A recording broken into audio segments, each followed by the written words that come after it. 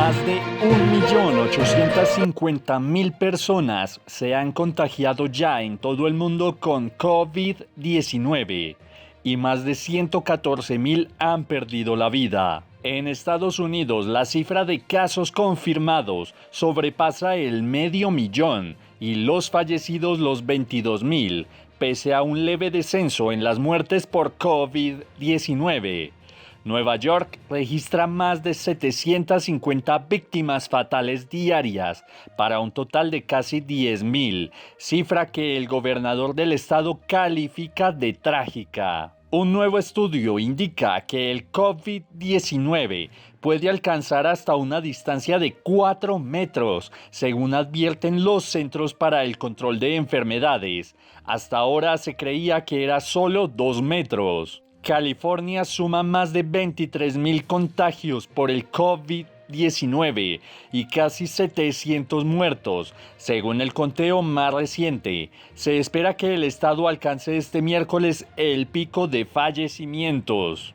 Más de 3.600 de las muertes por la pandemia en Estados Unidos se registran en residencias y casas de ancianos. La cifra supone un alarmante aumento respecto a los datos de hace 2 semanas, y nuevas publicaciones y declaraciones avivan la polémica sobre si la Casa Blanca actúa a tiempo para frenar la ola de contagios por la enfermedad.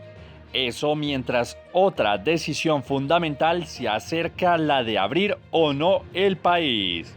Los 50 estados de Estados Unidos se encuentran bajo declaración de desastre federal de manera simultánea por primera vez en la historia.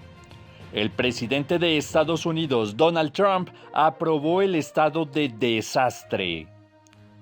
La medida se produce cuando los casos confirmados por COVID-19 superan el 500.000, con 20.000 fallecidos debido a la enfermedad. La cifra de fallecidos se duplicó en solo 5 días, superando a Italia.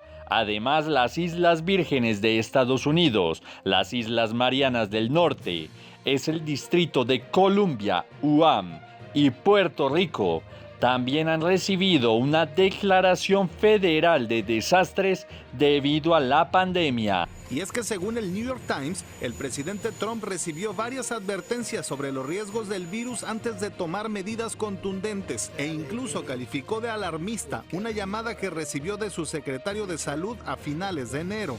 Pero la Casa Blanca asegura que respondió al virus con seriedad desde enero y febrero.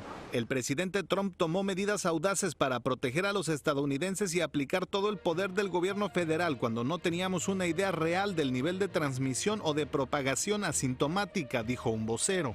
Por ahora, la Organización Mundial de la Salud no está segura si el coronavirus golpeará en oleadas como lo hace la influenza, pero afirma que el mal llegó para quedarse. We think it's going to be a virus that stalks the human race for quite a long time to come until we can all have a vaccine that will protect us. Pese a las advertencias, en este punto la postura del gobierno estadounidense se mantiene. Aunque los expertos recomiendan al presidente que, siendo el caso, el proceso sea progresivo y por regiones. En medio del luto y el dolor vemos signos muy fuertes de una mejora, y muchos de ellos están relacionados con la dura estrategia que salva tantas vidas. Estamos salvando tantas vidas comparando con lo que hubiera podido suceder. Nadie sabe el número exacto, pero tenemos un número de 100.000 vidas. Es imposible solo pensar en eso, pero es el número más bajo gracias al enorme trabajo que estamos haciendo. En una afrenta inédita, el jefe de la Casa Blanca convirtió a la Organización Mundial de la Salud en uno de sus blancos. La acusó de estar demasiado focalizada en China y sugirió la amenaza de recortar el financiamiento de su país al organismo. La próxima semana, dijo, hará anuncios al respecto. Muchas vidas pudieron salvarse si se hubiera actuado antes. Lo admite una de las caras más visibles del manejo de la crisis, quien aceptó que ante la inminente pandemia, las medidas de distanciamiento social enfrentaron resistencias en Washington. Right from the very beginning, shut everything down, it may have been a little bit different, but there was a lot of pushback about shutting things down back then. Y es que según el New York Times, el presidente Trump recibió varias advertencias sobre los riesgos del virus antes de tomar medidas contundentes. Incluso calificó de alarmista una llamada que recibió de su secretario de Salud a finales de enero. Pero la Casa Blanca asegura que respondió al virus con firmeza desde enero y febrero. El presidente Trump tomó medidas audaces para proteger a los estadounidenses y aplicar todo el poder del gobierno federal, cuando no teníamos una idea real del nivel de transmisión o de propagación asintomática, dijo un vocero. Pero además del debate sobre si se actuó a tiempo, hay otro tema del que según expertos dependen vidas, y es qué tan pronto se puede volver a la normalidad. Por ahora, la Organización Mundial de la Salud no está segura si el coronavirus golpeará en oleadas como lo hace la influenza, pero afirma que el mal llegó para quedarse. Los médicos suelen decir con razón que el virus no discrimina, pero las políticas sociales y económicas sí. En Nueva York, el 34% de los muertos son hispanos y el 29% afroamericanos. En Chicago, donde la población negra es el 30% de la población total, 7 de cada 10 muertos por coronavirus pertenecen a ese sector étnico. Esa desproporción se advierte con variaciones en las cifras también en estados como Wisconsin o el Distrito de Columbia. Aunque los expertos recomiendan al presidente que de tomar esa medida, el proceso sea progresivo y por regiones. Fue la peor semana desde que el coronavirus llegó a los Estados Unidos y Nueva York, alcanzando nuevos récords de muertes por día, fue el epicentro dentro del epicentro de la pandemia. Es para menos que se sigan tomando medidas drásticas para detener la propagación del virus, ya que hasta el momento en el estado de Nueva York han fallecido 34% de todos los casos del país, por lo que las autoridades le piden no baje la guardia y quédese en casa, ya que de lo contrario, todo este esfuerzo podría ser en vano. Estados Unidos es el país más afectado por el coronavirus al rebasar los 20,000 muertos, con lo que superó a Italia y España. Los casos de contagio aumentan cada hora, ya rondan los 530,000. Solo en el centro de la pandemia, que es el estado de Nueva York, hay más de 180,000 positivos. Durante la semana, el gobernador dio un recuento atroz de la situación, al alcanzar un máximo de nuevas víctimas cada día hasta el viernes. Pearl Harbor, la Gran Depresión e incluso el 9/11, algunas de las comparaciones que se escucharon en los medios demuestran que la enfermedad ha entrado en la lista de los peores traumas de la memoria colectiva de este país.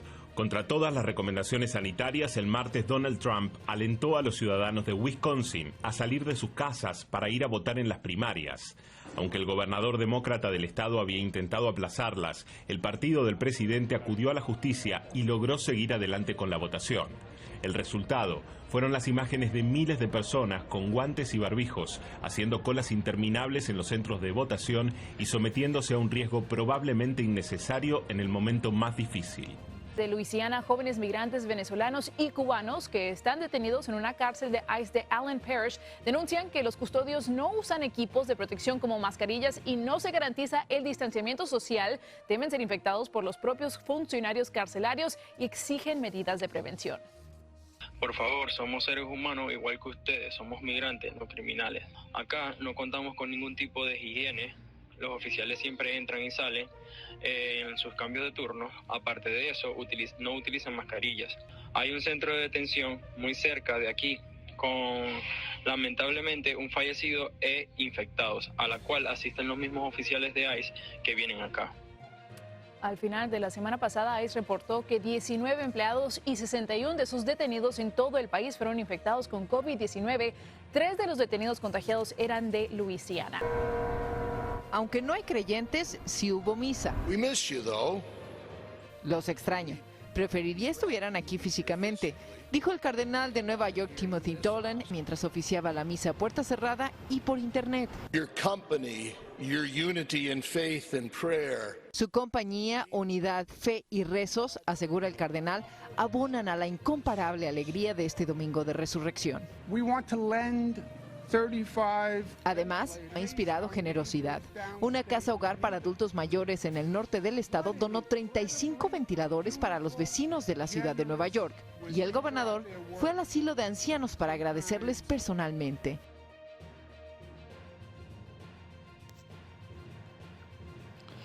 Asimismo, el mandatario venezolano saludó el mensaje del Papa Francisco en el marco de la Semana Santa, quien pidió la condonación de la deuda externa de los países latinoamericanos de cara a la pandemia por el COVID-19. De acuerdo totalmente con el Papa Francisco en la sanción contra los países en medio de esta pandemia, que se pueda condonar la deuda de todos los países del sur y recibir la ayuda directa de los organismos financieros mundiales. Venezuela ha ratificado la solicitud de apoyo a todos los organismos internacionales. Venezuela necesita el apoyo internacional y que cesen las sanciones, la persecución y el bloqueo económico, financiero y comercial contra nuestro país. Si nosotros no hubiéramos tomado las medidas que tomamos desde el mismo 13 y 16 de marzo, nosotros hoy tuviéramos en Venezuela, oído a toda Venezuela, más de 27.000 casos, más de 27.000 casos. Tuviéramos más de 1.000 fallecidos, Dios nos libre, 1.080 fallecidos. Y tuviéramos 1.620 compatriotas enfermos en situación grave en las unidades de cuidado intensivo. Aquí están las cifras.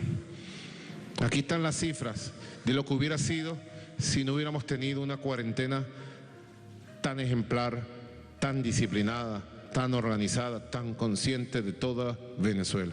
Tenemos las palabras del Papa en la misa de hoy. Quiero darle las gracias al Papa Francisco por sus bendiciones sobre Venezuela y por pedir que cesen las sanciones y la persecución contra Venezuela. Tenemos el video de las palabras del Papa Francisco pidiendo por Venezuela, dando sus bendiciones a nuestra patria y llevando adelante esta palabra. Adelante. Non è questo il tempo degli egoismi. Este no es el tiempo del egoísmo, porque el desafío que estamos enfrentando nos une a todos y no hace acepción de personas. El tiempo delle divisioni. Este no es tiempo de la división. Que Cristo, nuestra paz, ilumine a quienes tienen responsabilidades en los conflictos, para que tengan la valentía de adherir al llamamiento por un alto el fuego global e inmediato en todos los rincones del mundo. De acuerdo totalmente con el Papa Francisco. Cesen las sanciones contra los países en medio de esta pandemia y se pueda condonar la deuda de todos los países del sur y recibir la ayuda directa de los organismos financieros mundiales. Venezuela ha ratificado su solicitud de apoyo a todos los organismos internacionales, a todos.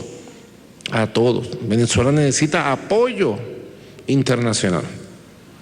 Y que cesen las sanciones, la persecución y el bloqueo económico y financiero y comercial contra nuestro país. De acuerdo con el Papa, para seguir afrontando esta pandemia en el transcurso de las semanas y meses que están por venir.